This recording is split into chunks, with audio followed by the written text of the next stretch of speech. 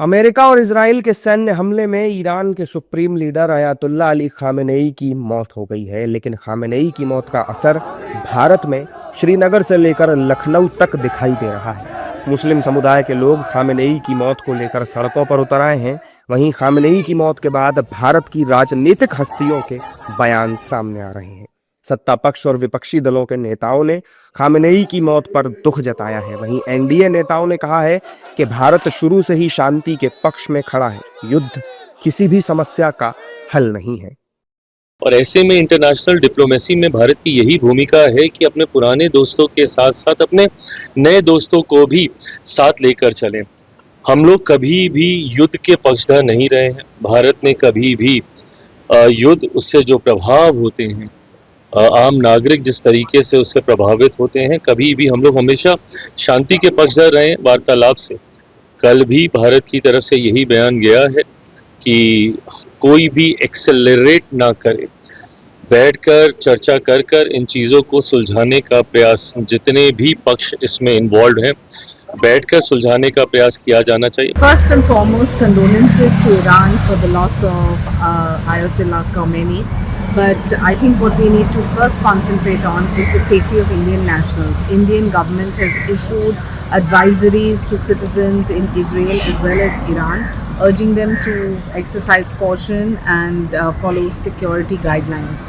If we look at the economic impacts, obviously oil prices, a conflict which has been led and which is a part of an ongoing process, and the trade disruptions that one has seen, because Iran particularly, India used to export basmati rice, and 25% of India's total basmati rice was exported to Iran. युद्ध जो हो रहा है पूरी दुनिया के लिए चिंता का विषय है। हम सभी के लिए, भारतवासियों के लिए भी चिंता का विषय है और संबंधित पक्षों को देखना चाहिए। आजकल किसी भी विवाद या समस्या का निदान युद्ध से नहीं संभव है, इसलिए देखना चाहिए। सर, ईरान के सुप्रीम लीडर अली खामेनेई, देखिए, घटना जब इस तरह की स्थिति है, युद्ध चल रहा है, तो स्वाभाविक रूप से इसलिए हमने कहा कि चिंता का विषय तो है। दूसरी ओर विपक्षी दलों के नेताओं ने खामेनेई को राष्ट्र के प्रति शहादत बताया है। विपक्षी दलों के नेताओं का कहना है कि खामेनेई अपने राष्ट्र के लिए झुके नहीं, बल्कि दुश्मन से लड़े। इस दौरान विपक्ष ने खामेनेई की मौत पर गहरा दुख जताया। देखिए, ईरान के एक बड़े नेता की जो मौत हुई है, खुमैनी साहब की, वो एक युग का अंत है। वो भारत के सच्चे दोस्त थे। ये हमें याद रखना चाहिए कि पाकिस्तान के खिलाफ ईरान ने हमारा साथ दिया है, ईरान ने हमारे पक्ष में वोट किया है। और ये भी याद रखना चाहिए कि उन्होंने हमें हमेशा एनर्जी सेक्टर में सुरक्षा प्रदान की, सस्ते में तेल उपलब्ध कराया। ऐसे संकट के वक्त में भारत के प्रधानमंत्री की खामोशी एक बहुत ही गलत विदेश नीति है। दुनिया में इतिहास को अगर कंगालेंगे तो इतिहास बहादुर लोगों को याद करता है, और इतिहास के अंदर एक बहादुर नेता के तौर पर खामेनेई साहब को याद किया जाएगा। खामेनेई साहब ने अपने देश के लिए अपनी जान को कुर्बान किया, और राष्ट्र से बड़ा कुछ नहीं होता किसी के लिए।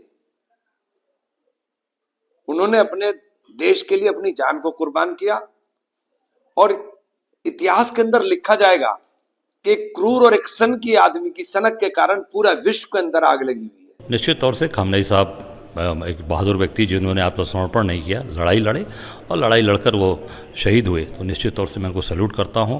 और जिस प्रकार से अत्याचार न्याय कर रहा है यूएस और इजराइल, मैं समझता हूं कि बहुत ही दुखद है।